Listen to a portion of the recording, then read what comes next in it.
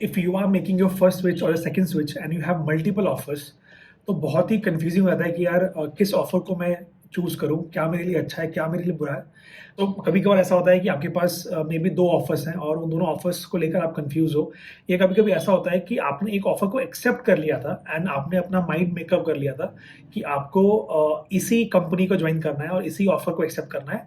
But then you came across other company, आपने कुछ और भी इंटरव्यूज दिए, वो इंटरव्यूज क्लियर हो गए एंड नाउ यू फील कि the new offer which you have got now is better. So वहाँ पे एक माइंड में डायलेमा रहता है कि यार कैसे मैं डिसाइड करूँ कि मेरे लिए कौन सा ऑफर अच्छा है और कैसे मैं मतलब किस ऑफर को चूज करूँ। और if I have to say no to those people who has offered me earlier, how to say no to them, because as a human you feel a bit bad, क्योंकि first of all you are new to the industry, आपको सिर्फ 2 या 3 साल का experience है और may be उससे भी कम हो सकता है एंड आप अपनी लाइफ में पहली बार स्विच कर रहे हो। लाइक जब हम कॉलेज से ज्वाइन करते हैं तब तो यार बस माइंड में ये रहता है कि मुझे एक अच्छी सी जॉब चाहिए, बस कहीं भी मिल जाए। बट उसके बाद जब आप स्विच करते हो तो वो जो 1-2 साल आपने काम कर लिया है, सो वहां पे आपकी एक्सपर्टीज बन गई है, चाहे वो टेस्टिंग हो चाहे डेवलपमेंट हो। आपके खुद के कुछ प्लान्स भी बन चुके हैं कि आपको कैसी कंपनी ज्वाइन करनी है और कैसा वर्क एनवायरनमेंट चाहिए और क्या आप अपने आप से एक्सपेक्ट करते हो। तो इन सब चीज़ों को रख के ही आप प्लान करते हो अपने स्विच को। और कभी कभार ऐसा होता है कि आपके पास एक ही अच्छा ऑफर होता है तो ठीक है, सॉर्टेड है, ज्वाइन करो, आगे बढ़ो।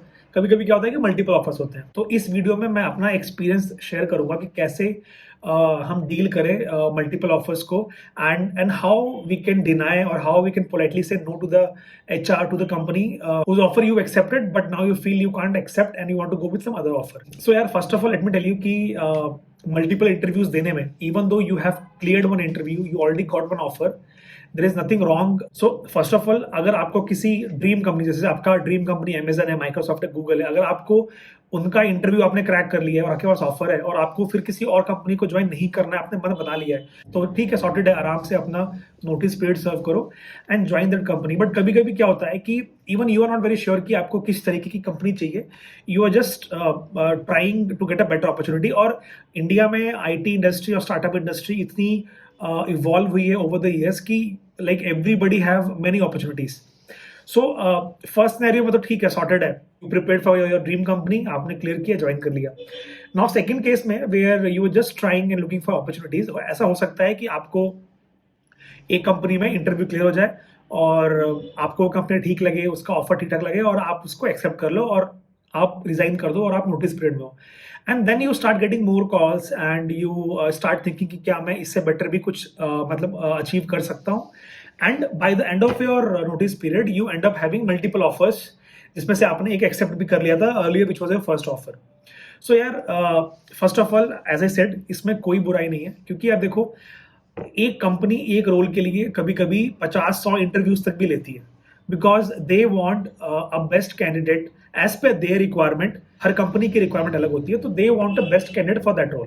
सिमिलरली हमारी कुछ अपनी चॉइसेस होती हैं और हमको पता है कि हम किस डायरेक्शन में अपने करियर को लेके जाना चाहते हैं, तो इसीलिए it's totally up to you कि आप किस कंपनी को ज्वाइन करना चाहते हो। And there is nothing wrong to have multiple office, because that will give you more clarity and this will also boost your confidence कि हाँ, आप अलग अलग डोमेन्स में काम कर सकते हो और अलग अलग डोमेन्स में आप जॉब्स ले सकते हो, तो there is nothing wrong. Second thing यार देखो, अगर आप किसी इंटरव्यू में अच्छा करते हो और आपको लगता है कि वहां पे आपका होना चाहिए, उसके बाद भी कभी कभी वहां से कॉल नहीं आता है, HR आपको कॉल नहीं करती है या कॉल नहीं करता है।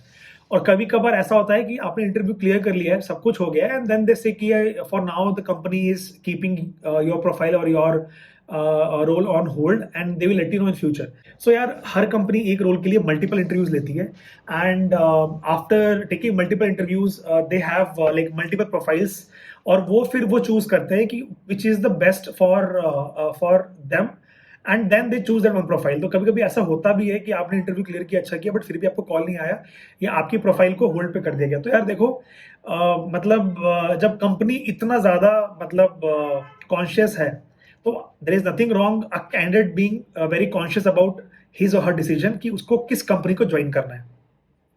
और यार देखो, अगर HR को कंपनी बोल देगी कि ये नहीं यार, इस बंदे को नहीं हायर करना, नहीं होल्ड करना, so they will not think about you, they will just call you और drop a email and they say कि like it's not working and और समटाइम्स तो एचआर डे लाइक, और समटाइम्स तो HR don't even call you, like कितनी बार मेरे साथ ही ऐसा हुआ है कि इंटरव्यू अच्छा हुआ, सब कुछ ठीक हुआ, और उसके बाद कोई अता पता ही नहीं है एचआर का या कंपनी का कि मेरा नेक्स्ट राउंड में मतलब हुआ कि नहीं हुआ और आगे क्या प्रोसेस है। तो यार इंडस्ट्री ऐसी वर्क करती है, everybody is looking for the best, company is looking for best candidates, and candidates should also look for the best company as per their requirement. Apart from all this, one more thing will be coming to most of your mind कि यार कैसे मैं decide करूँ कि कौन सी company अच्छी है। तो यार देखो, बहुत सारे पैरामीटर्स होते हैं, बट आई थिंक 2-3 पैरामीटर्स सबसे इंपॉर्टेंट होते हैं। पहला तो ये है कि आपको क्या रोल मिल रहा है, जो रोल आप एक्सपेक्ट कर रहे थे या जो आपको रोल चाहिए आपके करियर को ग्रो करने के लिए, क्या आपको वो रोल मिल रहा है कि नहीं, वो अपॉर्चुनिटी मिल रही है कि नहीं।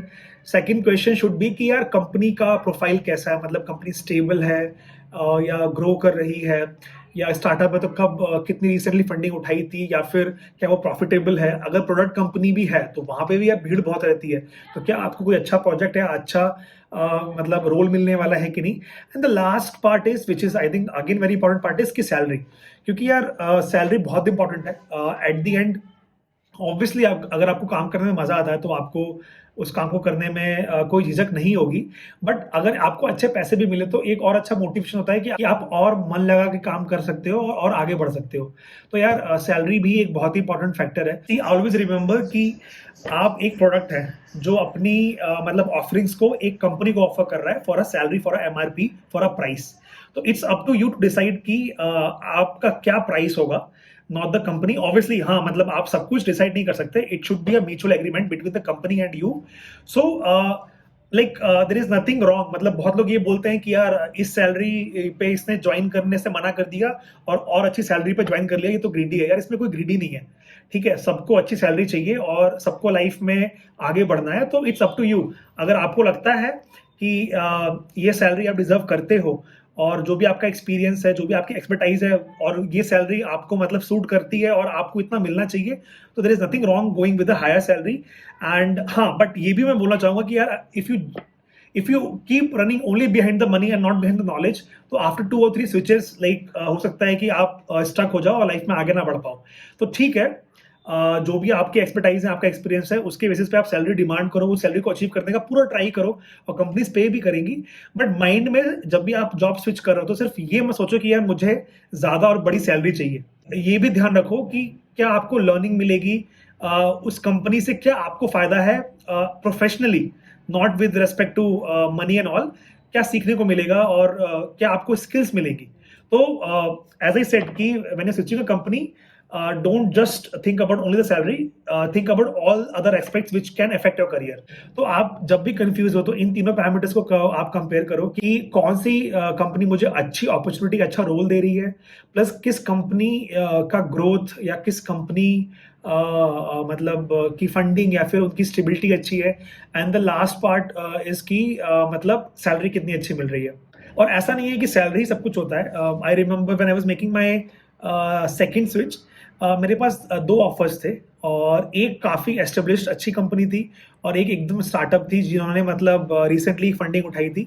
बट मैंने जब दोनों कंपनीज को कंपेयर किया तो मुझे लगा कि यार जो बड़ी वाली कंपनी है उस कंपनी में मुझे अच्छी अपॉर्चुनिटी मिल रही है और अच्छा रोल मिल रहा है। इवन तो जो स्टार्टअप था, आई थिंक उन्होंने जो मुझे सैलरी ऑफर की थी 3.5 लाख ज्यादा थी, फिर भी मैंने जब सारी चीजों को, सारे पैरामीटर्स को कंपेयर किया तो आई थॉट कि नहीं यार, मतलब मुझे पैसों के पीछे नहीं भागना है, मुझे ये रोल और ये कंपनी अच्छी लग रही है, तो मैंने वो ऑफर चूज किया। तो इन सारे पैरामीटर्स को दिमाग में रख के आप अपने डिसीजन को बनाइए। इसके साथ साथ अगर आपने किसी ऑफर को एक्सेप्ट कर लिया है और उसके बाद आपको कोई और अच्छा बेटर ऑफर मिल गया है, तो आप इस डिलेमा में है कि यार मैं उस ऑफर को एक्सेप्ट करूं कि नहीं करूं, और अगर करूं तो पहले वाले ऑफर को मैं कैसे डिनाई करूं। तो यार इसमें कोई बुरा मानने वाली बात नहीं है या फिर गिल्टी फील करने वाली बात नहीं है। You have to go with the best offer which suits you, keeping your interest in mind. You have to choose कि आपको क्या सूट करेगा। जैसे कंपनी चूज करती है ना कि यार ये कैंडिडेट मेरे इस रोल के लिए सूट कर रहा है और इसलिए हम उसको हायर करेंगे। सिमिलरली आपको सोचना है कि आपको कौन सी कंपनी सूट कर रही है। मतलब यार I am telling my like I will be very Frank, like मैंने एक कंपनी में मतलब ऑफर एक्सेप्ट कर लिया था and I was very sure कि मुझे इसी कंपनी को ज्वाइन करना है क्योंकि उनका ऑफर और रोल काफी अच्छा था। बट मैंने और भी इंटरव्यूज दिए थे। अब लकीली क्या हुआ कि लास्ट वीक, सपोज मेरा last week of notice period है और नेक्स्ट वीक मुझे मंडे को ज्वाइन करना है, लास्ट वीक में मेरा एक इंटरव्यू जो पहले क्लियर हुआ था उसका मुझे ऑफर आया, and that offer was like better in every sense. चाहे कंपनी ग्रोथ हो, कंपनी स्टेबिलिटी हो, सैलरी हो, मेरा रोल्स एंड रिस्पॉन्सिबिलिटी हो। एंड ट्रस्ट मी, मंडे को मेरी ज्वाइनिंग थी और थर्सडे को मैंने अपनी पहली कंपनी जिसको मैंने एक्सेप्ट किया था, मैंने उसको मना किया and I joined the other company. क्योंकि एट द एंड मुझे क्या अच्छा है मेरे लिए वो सोचना है। एंड ऐसा कुछ नहीं है यार कि आप ना नहीं बोल सकते हो। If you are confident, just call the HR and tell कि you have received a better offer, and that's why you are thinking or you have decided to go with the other offer, and that's why you will be not able to join. Sometimes we are not very sure, we hesitate to call HR and say no. तो आप एक mail drop कर दो और उसमें ये लिख दो कि that you have received another offer, and after comparing all the parameters and all the aspects, you believe that this current offer which you have got now is better for your career and for your own career trajectory.